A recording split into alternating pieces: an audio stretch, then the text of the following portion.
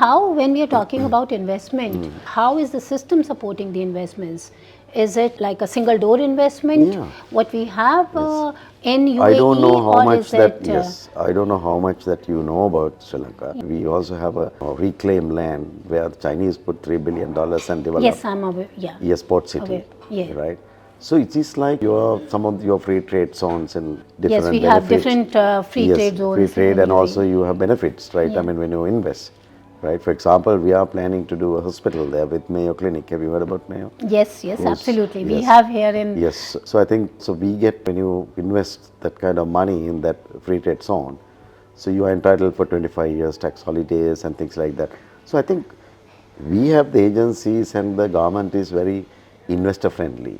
It is just that, I mean, that we need to send the message through the media out to the Sri world Lanka is ready, right? Because the problem right now, what I feel is, although that for 1.5 years that Colombo, Sri Lanka has been all good, people still think that Sri Lanka is having fuel issues and that problem. And there's a lot of positive, what you have rightly said is, there's a lot of positive message which needs to go out to the world. That's right. You know, you are ready for the investments. We have been ready for a while. There are opportunities and all. Yes. What we are seeing is Indian aviation industry is on a major expansion mode. They are buying planes. There is a lot of new airlines are coming. So what strategies are you planning to, you said you are treating India more as an ally when we talk about the aviation industry, but still it's a big competition which is like coming up. So what strategies are you planning for this competition? So the thing is, I don't know how much you are aware that there is a privatization process going through.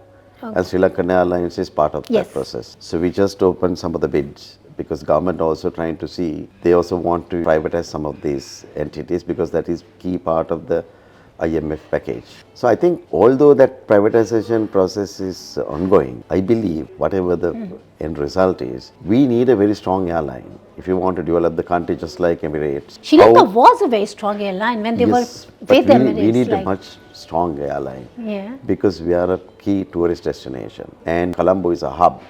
And also, right, I mean, as I said and you rightly said, India is growing so rapidly. Right, so you can see the Indian airlines are jumping to secure aircraft orders and things because you know they need that much. I mean, forget about the international. They need that much for their domestic. For the domestic, yes. Right. So you know, as I said, right. I mean, there's so many orders, and the industry is going through a difficult period of delivering these, whereas some of the industry giants like Boeing going through tough periods.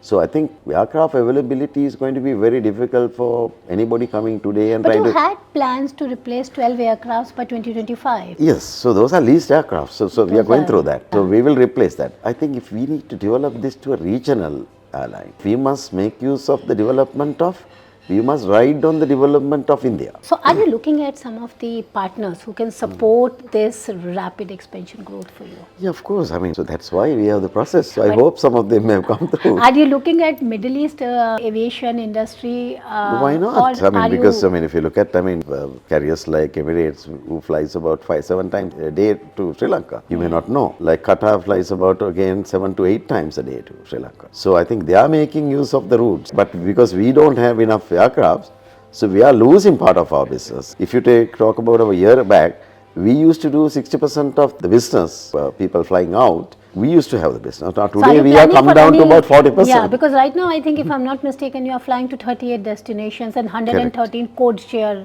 destinations. Yes. So are you planning to have these kind of strategic partnerships? We will continue with the partnerships, but at the same time that we also want to fly direct to these destinations. Because we also want to support the country in terms of the tourism drive. Yeah. Then also in terms of carrying our product, I mean, which we manufacture in the country.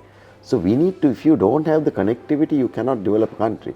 How Dubai has developed themselves. I suppose Emirates have helped to develop the entirety of Middle East, not only Dubai. Right? Completely agree with you. So because they had a strong airline, that they have a bigger airport today. Yeah. Right? So all goes hand in hand. So I think that if Sri Lanka wants to see that kind of growth and become a major global airline, not only airline, global major influential destination from economical and political and tourist perspective, We need to think about all these, but of course that you need to have strong leadership, political stability. Those are important, right, if you want to develop a country like that. And I think you're on the track for that. Yes, we are getting there. Wonderful. That's really lovely talking to you.